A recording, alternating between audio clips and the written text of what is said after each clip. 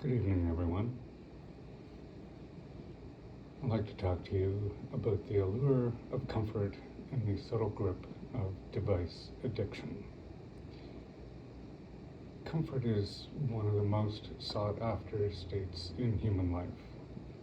It offers a sense of safety, ease, and contentment that we instinctively crave. Yet comfort can be a double-edged sword, a necessary reprieve on one hand and a subtle trap on the other. In today's hyper-connected world, device addiction represents one of the most insidious forms of this trap, where the allure of comfort keeps us tethered to screens, scrolling endlessly while time and growth pass us by. The nature of comfort. Comfort, at its core, is neither inherently good or bad. It is restorative when used to recharge after challenges, offering mental and physical respite. However, comfort becomes harmful when it stagnates progress, creating a false sense of satisfaction that prevents growth and action. This is the paradox. Humans often resist moving from one form of comfort to another, even when the shift would yield long-term benefits. For instance, reading a book offers mental enrichment, but the ease of endlessly scrolling through social media, a more immediate and less demanding form of comfort, often wins out.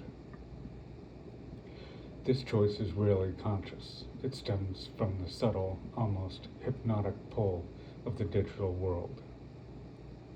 The connection between comfort and device addiction.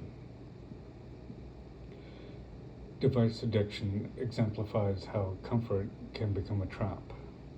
This constant checking of notifications, chasing likes, or scrolling through curated feeds provides a steady stream of dopamine hits, making it a highly rewarded but ultimately shallow activity. Platforms like Facebook, Instagram, and TikTok are designed with this in mind, engineered to maximize engagement by tapping into human psychology. Dopamine loops. Social media creates a feedback loop of intermittent rewards. You post content, receive likes or comments, and your brain releases dopamine, reinforcing the behavior. This cycle is comparable to gambling. The unpredictability of the next reward keeps users hooked, seeking validation and attention. Validation through metrics. The need for external validation measured in likes, shares, or views ties self-worth to digital metrics. This reliance makes it difficult to disengage, as the absence of these metrics can feel like rejection. Normalcy of device dependence. Unlike other addictions, device overuse is normalized. Work, socializing, and leisure are often mediated through screens, blurring the lines between necessity and compulsion. The consequences of device addiction.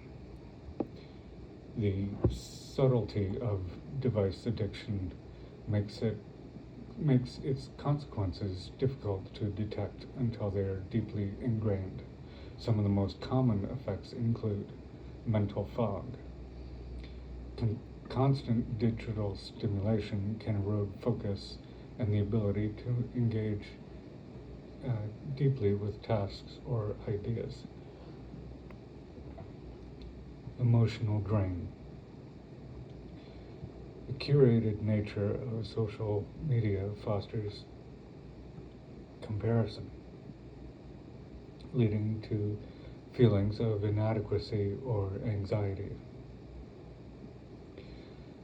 Lost time. Hours slip away in endless scrolling, often at the expense of more fulfilling activities. Disconnection.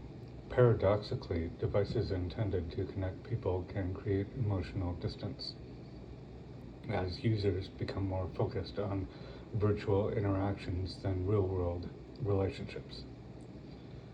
Breaking free, recognizing the comfort trap. Breaking free from the cycle of device addiction begins with self-awareness. Recognizing how comfort is holding you back is the first step toward reclaiming agency over your time and attention. 1. Evaluate the trade-offs. Ask yourself, does this comfort contribute to my long-term well-being? If the answer is no, consider alternatives that align with your goals. Reflect on how you feel after spending time on your devices versus engaging in activities like reading, exercising, or creating. 2. Design your environment for success. Make devices less accessible during times you'd like to focus on growth-oriented activities. For example, keep your phone in another room while reading or working. Create a physical environment that supports healthier habits, such as keeping books, art supplies, or workout gear within easy reach. 3.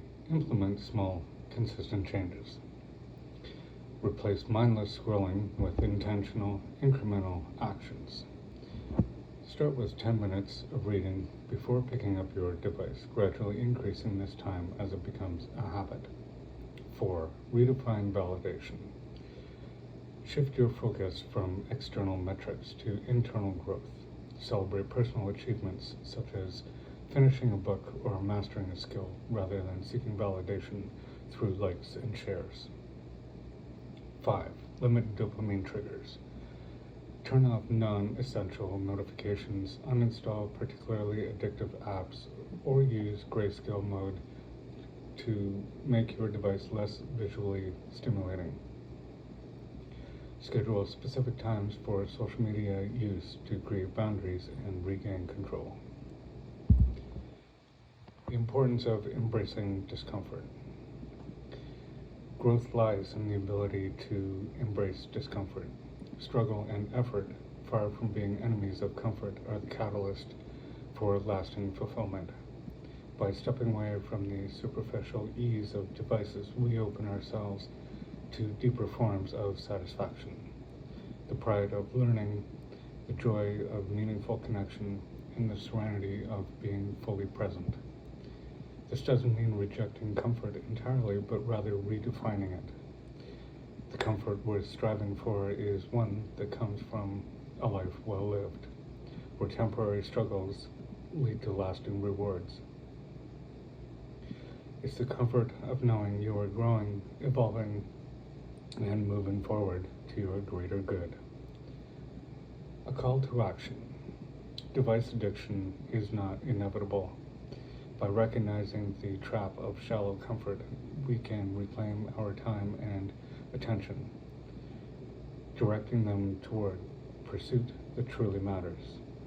The question isn't whether comfort is bad, it's whether the comfort we choose today will bring us closer to the person we aspire to be tomorrow. It's time to move off the nail, embrace the discomfort of growth, and redefine what it means to be truly comfortable. Thank you.